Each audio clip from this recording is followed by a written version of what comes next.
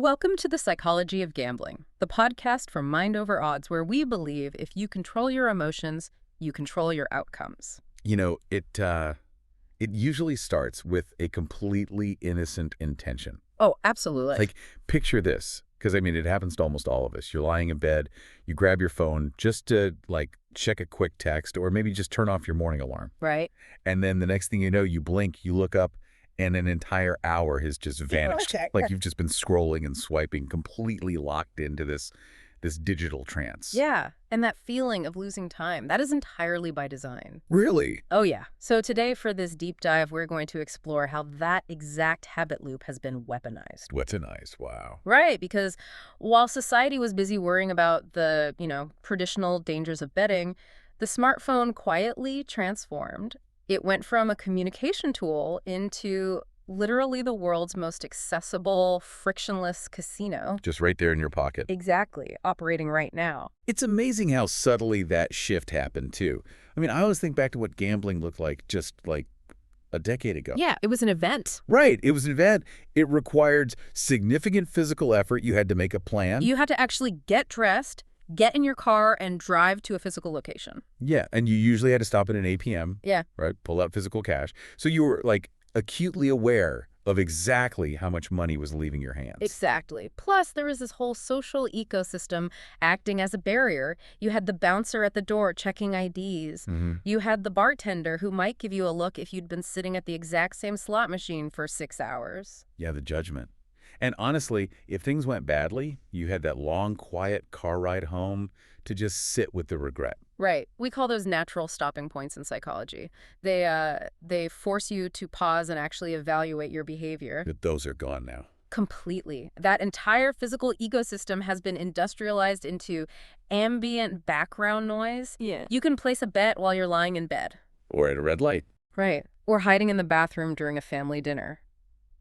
We have entered what is fundamentally a thumb economy. A thumb economy. I like that. Yeah, every major innovation in the betting space over the last few years has been obsessively optimized for one-handed use and partial attention.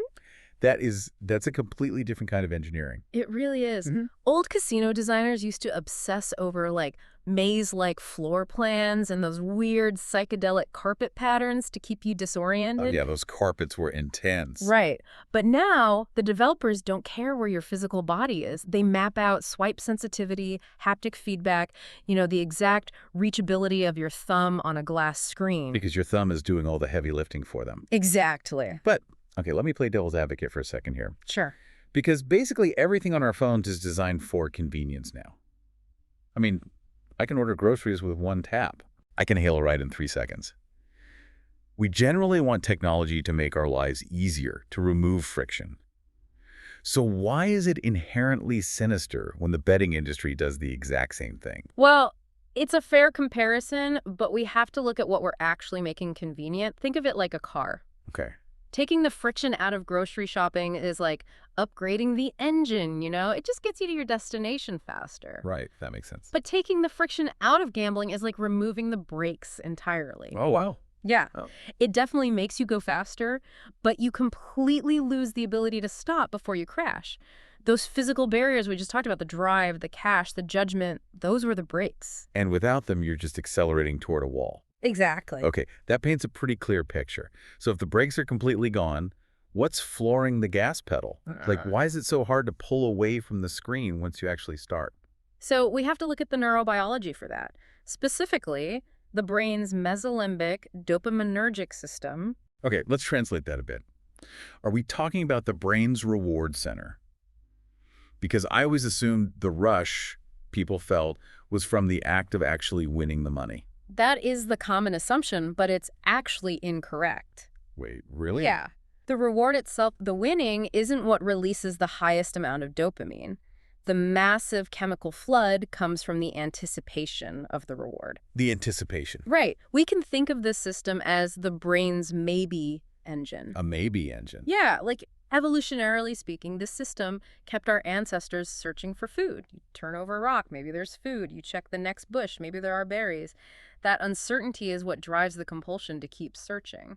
So knowing the outcome actually kills the buzz. Precisely. It's a concept called intermittent reinforcement. If you know you're going to win every single time you push a button, it becomes boring. It feels like a job. Right, yeah. And if you know you're going to lose every time, you just abandon the activity immediately. But if the reward is totally unpredictable, That makes it sticky. incredibly sticky. And the apps are meticulously engineered to trigger this maybe engine all day long, primarily using push notifications. Oh man, those push notifications are getting so aggressive. I remember seeing one back in June of 2024 that just blew my mind. Which one was that? It was the Grimace notification. Oh, yes. The app pushed an alert to millions of users pointing out that the New York Mets had gone undefeated since Grimace, like the McDonald's mascot, threw out a ceremonial first pitch. Right. And they urged users to bet on the Mets to win again. And they attached this little money bag emoji to the alert. And think about the psychological manipulation happening in that single alert. A fast food mascot throwing a baseball has zero statistical relevance to a professional sporting event. Zero. It's ridiculous. But the human brain is a pattern recognition machine. We are constantly looking for order in chaos. So by presenting this absurd coincidence as a trend, the app manufactures FOMO, fear of missing out. Yeah, it makes you feel like you're missing out on some inside joke or like a magical lucky streak that you need to cash in on immediately. Exactly. And it creates this profound artificial sense of urgency. Your brain gets so wired to anticipate these little digital cues that you eventually start experiencing phantom notifications. Oh, where you literally feel your phone vibrate in your pocket, but then you pull it out and the screen is totally blank. Yes. I've experienced that just with regular text messages. Right. So now multiply that desperation by the chemical hook of gambling.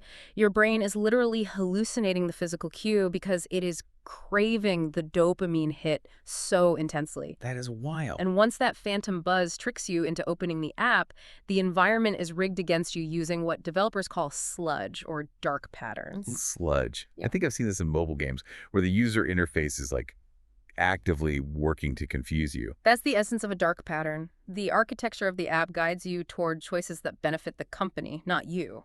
Like what? Like they might make depositing funds a seamless one-tap process authenticated by your face. Super easy. But if you try to withdraw your winnings, that button is buried behind 5 different menus, secondary identity verification, and a 48-hour processing delay. Oh, so they just want you to get frustrated and leave the money in the ecosystem. Exactly. Or they use near-miss animations. Like if you play a digital slot machine and the winning symbol lands just 1 millimeter below the pay line, you still lost your money. Right. A loss is a loss. But the visual feedback tricks your brain into perceiving it as, oh, I almost won. And that near miss triggers the exact same dopamine surge as an actual win. Wow.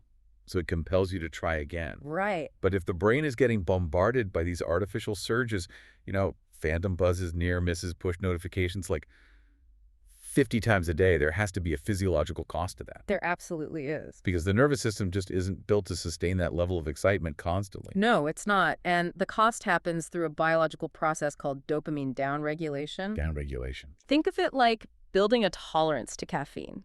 When you first start drinking coffee, 1 cup in the morning makes you feel incredibly energized. Yeah, you're ready to go. But if you start drinking coffee all day, every day, your brain adapts. Eventually, you need 4 cups just to reach your baseline and feel normal. Because your body's trying to defend itself from the constant flood of stimulants. Exactly. The brain literally dulls its own receptors to survive the chemical flood of gambling.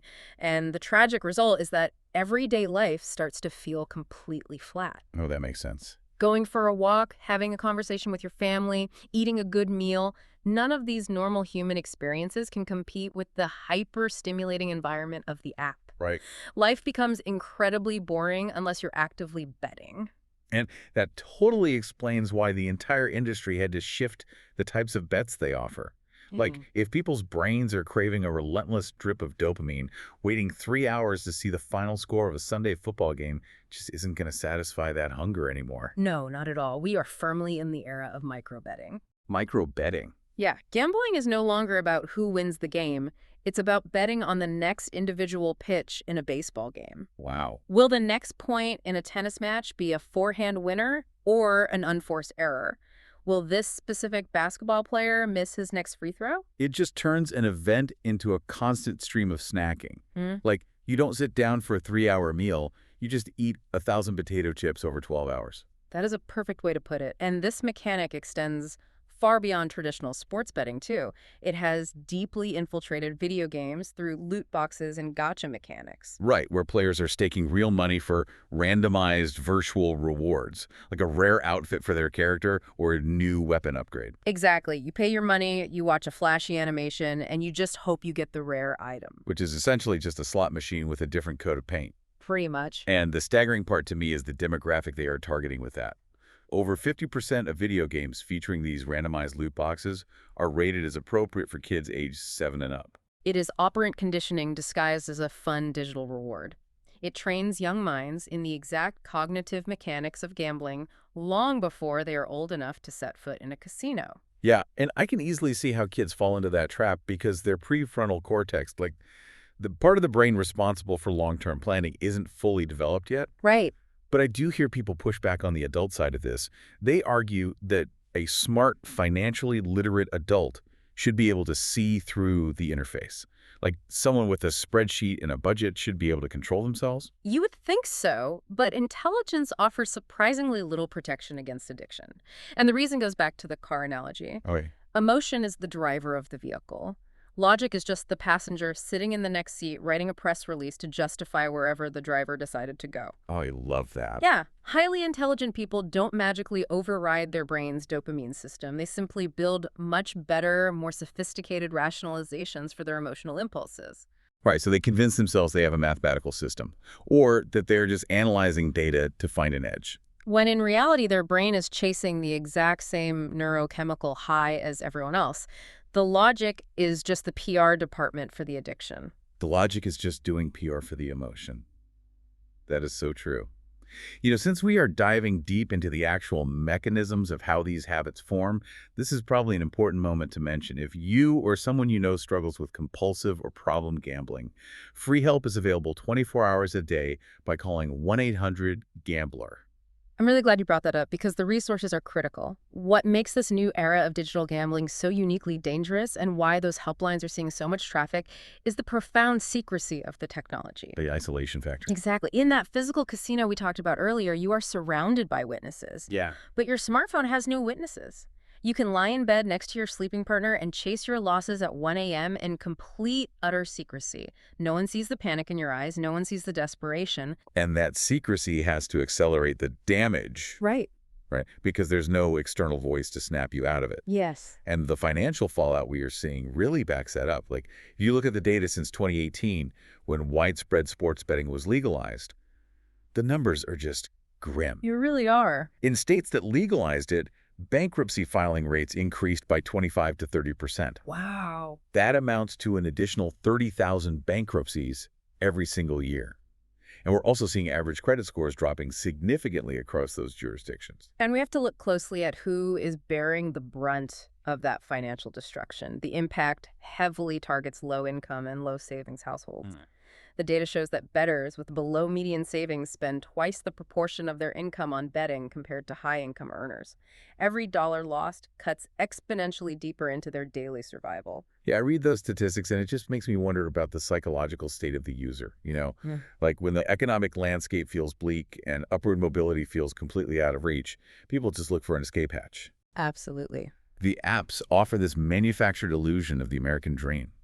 The idea that anybody, no matter how much they're struggling to pay rent, can strike it rich if they just hit the right parlay. It feels like people are using the app to tune out the stress of the real world. They are, but the paradox is that using gambling to tune out the world actually inflicts massive stress on your nervous system. How so? There is a psychological concept called the Zeigarnik effect. It states that the human brain remembers uncompleted tasks far better than completed ones.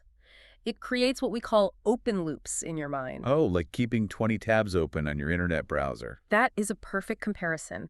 When you are stressed out, your brain relies on the default mode network. That's the part of your brain that activates when you are resting, daydreaming, or just staring out the window. Okay. That network needs quiet time to consolidate memories and recharge your cognitive resources. It is exactly like plugging your phone into the wall at the end of the day. But if you have an active bet running on your phone, you aren't resting.